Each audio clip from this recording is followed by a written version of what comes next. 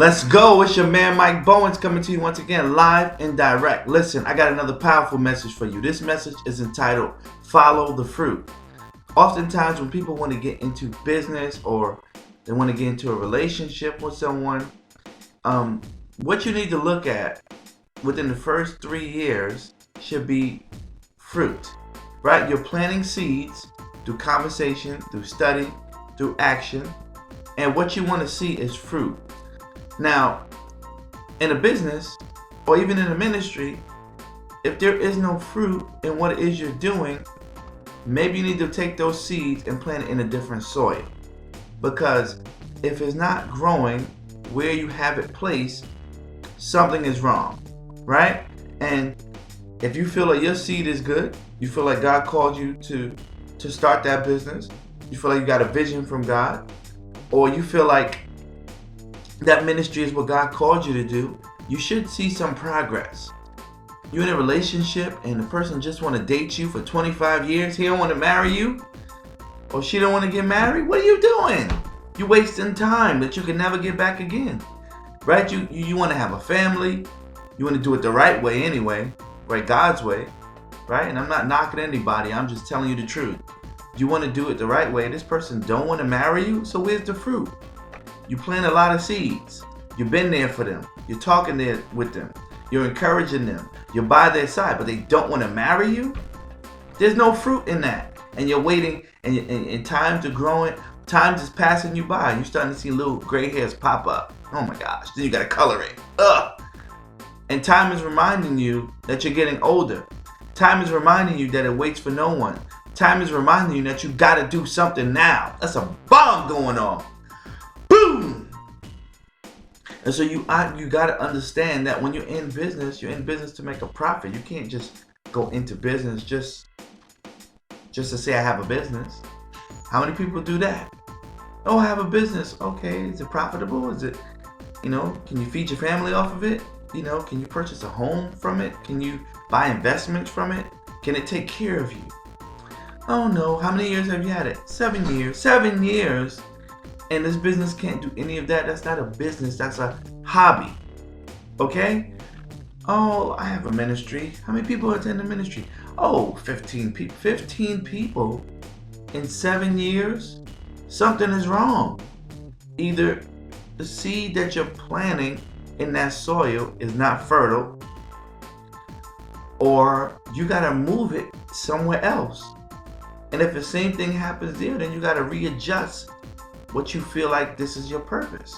Maybe you got to do something different, because when you change soil with the same seed, something should happen. And if it does not, then guess what? Maybe you're going down the wrong path. See, I used to look at it like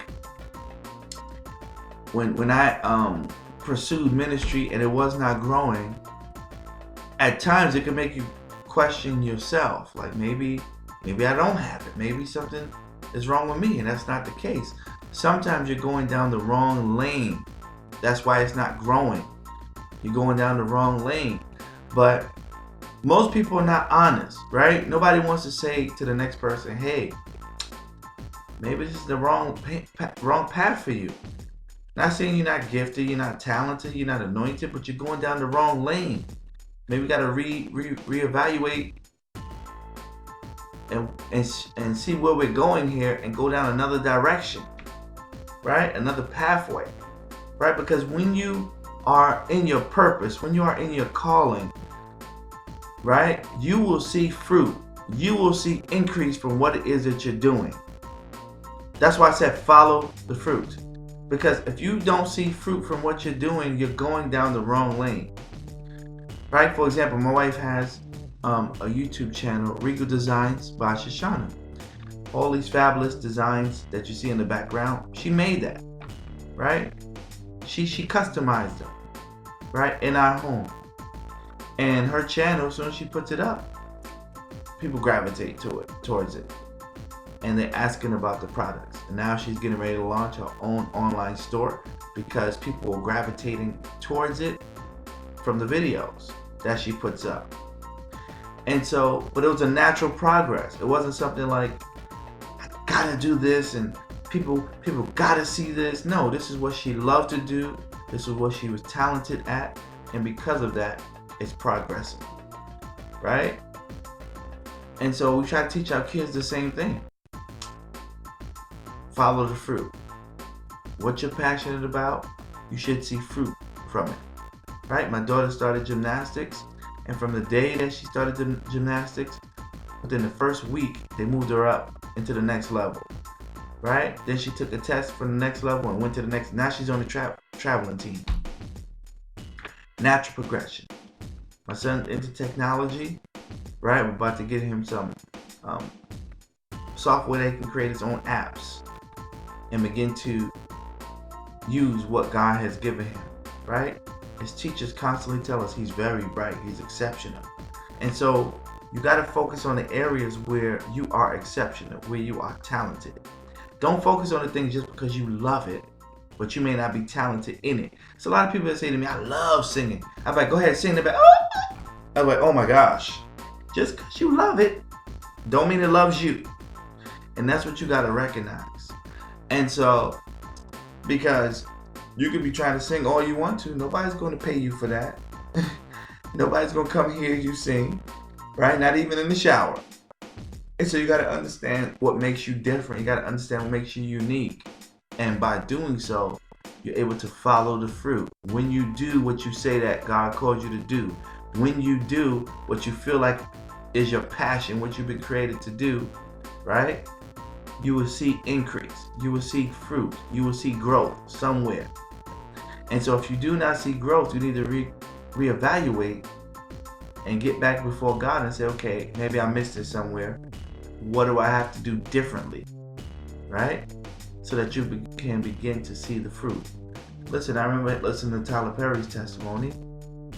It wasn't that he was not a talented director or playwright or even actor. It's that the way that he was doing it at the time did not connect with the audience. So he had to go back each time and restructure how he was putting his plays together.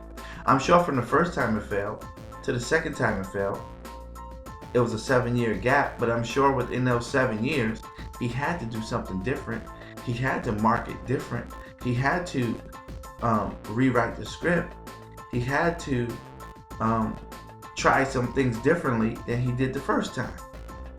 Because if you don't learn from your past mistakes, you're bound to repeat them. And so I just want to encourage somebody else out there. I could talk about this all day, as you can see, hours and hours and hours. But I like to keep the message short and to the point. I pray this message inspire, encourage somebody to follow the fruit. Until next time, be blessed.